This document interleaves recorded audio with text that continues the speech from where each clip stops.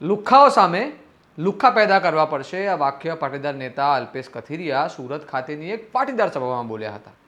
અવારનવાર પોતાના કથન અને કાર્યોથી વિવાદમાં રહેતા અલ્પેશભાઈ આજે ફરીવાર વિવાદમાં આવ્યા છે। અમરેલીમાં બનેલી ઘટના પર સુરતમાં મામલો ગરમાયો છે। વિગતે વાત કરીએ શું હતી ઘટના અને કેમ ભાજપના નેતા અલ્પેશ કથિરિયાએ લુખ્ખાઓ પેદા કરવાની વાત કરી તેના વિશે। નમસ્કાર, હું ચિરાગ વર્ષાબેન, તમે જોઈ રહ્યા છો સ્વમાન। સુરતમાં ફરીવાર પાટીદાર નેતા અલ્પેશ કથિરિયા વિવાદમાં આવ્યા છે। પાટીદાર આંદોલન બાદ તે આંદોલનના નેતાઓ રાજકીય પાર્ટીઓમાં જોડાયા હતા, સાથે જ કેટલાક પોતાની રાજકીય મહત્વાકાંક્ષાઓ સંતોષવા મથી રહ્યા છે। તેવામાં ભાજપના નેતા અલ્પેશ કથિરિયા અવારનવાર ચર્ચાઓમાં રહે છે। તે કોઈને કોઈ વિવાદમાં સપડાયેલા જોવા મળે છે। તે પછી તેમની વાણી હોય કે ગણેશ પંડાલમાં થયેલી મારામારીનો વિવાદ હોય। અમરેલીમાં 5 નવેમ્બરે મોડી રાત્રે એક બનાવ બન્યો હતો, જેમાં લગ્નના ફુલેકામાં ટ્રેક્ટર અડી જતા તે મામલો હિંસામાં ફેરવાયો અને એટલો ગંભીર બન્યો કે તેમાં એક મોત થયું અને 10 લોકો ઘાયલ થયા હતા, જેમાં પાટીદારો પર ફરિયાદ પણ દાખલ કરવામાં આવી હતી। ત્યારે પાટીદારોનો આરોપ હતો કે તેમના પર ખોટી ફરિયાદ દાખલ કરવામાં આવી છે। હવે તે મામલે અલ્પેશ કથિરિયાના લુખ્ખાઓ સામે લુખ્ખા પેદા કરવા પડશેના નિવેદનથી મામલો વધુ બિચકાયો છે। તેમણે કરેલા ભાષણમાં તેઓ ઓબીસી અનામત પર ટિપ્પણી કરી રહ્યા છે।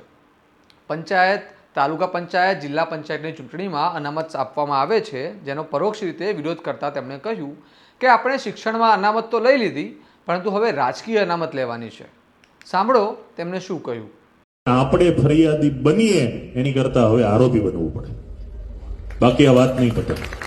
તમને એમ થાય કે હવે આપણે કદાચ અહીંથી 5000 લોકો ફુલજરમાં જઈને ફુલજર સુખી થાય, એમ ફુલજર સુખી ન થાય।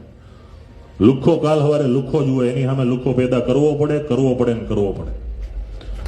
સૌજીભાઈ હોય, વિઠ્ઠલભાઈ રાદડિયા હોય, વિનુભાઈ સિંગાળા હોય કે આવા અસંખ્ય નામો લઈ લ્યો। આજે 15 વર્ષ પહેલાના સૌરાષ્ટ્રમાં એ દરેકના ડેલામાં 20 લુખ્ખા હાચવતા ને એટલે પટેલો સુખી હતા।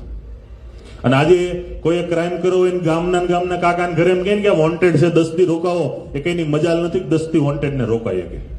એકતા એમ ન થાય, એકતામાં સહકાર આપવો પડે, પૈસા ભાંગવા પડે અને મદદગારીમાં નામ આવે ને તો ભેગું જેલમાં થાળી ખાવી પડે। દરેક ગામમાં સમિતિનું નિર્માણ થવું જોઈએ, દરેક ગામમાં સમાજ એક થવો જોઈએ। માત્ર ને માત્ર આવી ઘટના ઘટે ને હું તમે ભેગા થાય એનાથી તાકાત ઊભી નહીં થાય। બીજી હું તમને વાત કરું, હજી આવનારા દિવસમાં આનાથી સ્થિતિ ભયંકર એટલા માટે બનશે કે 3 મહિના પહેલા સમગ્ર ભારતમાં, યાદ રાખજો, 3 મહિના પહેલા સમગ્ર ભારતમાં પંચાયત, જિલ્લા પંચાયત ને તાલુકા પંચાયતની ચૂંટણીઓમાં પણ 27% ઓબીસી નો નિયમ લાગુ પડ્યો છે। યાદ રાખજો આની પરિસ્થિતિનું કેટલું તમને ખરાબ પરિણામ મળવાનું છે। તમે છો તોય તમારે 27%માં ભાગ આપવાનો છે। 100% તમારા ગામની તમારી હશે ને તોય તમારે વોર્ડમાં 5 મેમ્બર રહેતા હશે ને 5માં 3 ને લડાવવા પડશે।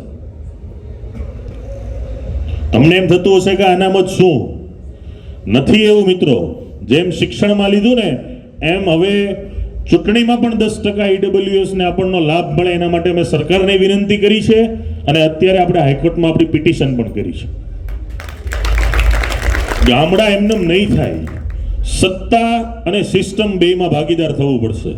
ખુલ્લેઆમ લુખ્ખા પેદા કરવાની વાતો કરતા અલ્પેશ કથિરિયા શું હિંસા ભડકાવી રહ્યા છે? જે મામલે કોઈનો જીવ ગયો હોય તેવી ઘટના બાદ તેના પર ભાજપના નેતાના આવા નિવેદન પર શું ભાજપ અને પોલીસ અટકાયતી પગલાં લેશે? અન્ય કોઈ વ્યક્તિ દ્વારા જો આવું નિવેદન કરવામાં આવ્યું હોત તો પોલીસે અટકાયતી પગલાં લેવાના નામે તેની ધરપકડ કરી હોત, પણ આ ભાજપના નેતા છે એટલે પોલીસને કદાચ બીક લાગતી હશે। અનામત પર આ પ્રમાણે ટિપ્પણી કરવાથી શું હિંસા ન ભડકે? પરંતુ આ તો ભાજપના નેતા છે, લુખ્ખાની વાત કરે કે અનામત વિરોધી ટિપ્પણી કરે તેમને બધું માફ છે। તમે આ મુદ્દે શું કહેશો? અમને જરૂરથી જણાવજો। આ વિડીયોને વધુમાં વધુ શેર કરો અને આવા વિગતવાર અહેવાલ અને તમારા સ્વમાનની વાત તમને પસંદ હોય તો આ ચેનલને સબસ્ક્રાઇબ કરવાનું ભૂલતા નહીં અને જોતા રહો તમારું સ્વમાન। નમસ્કાર।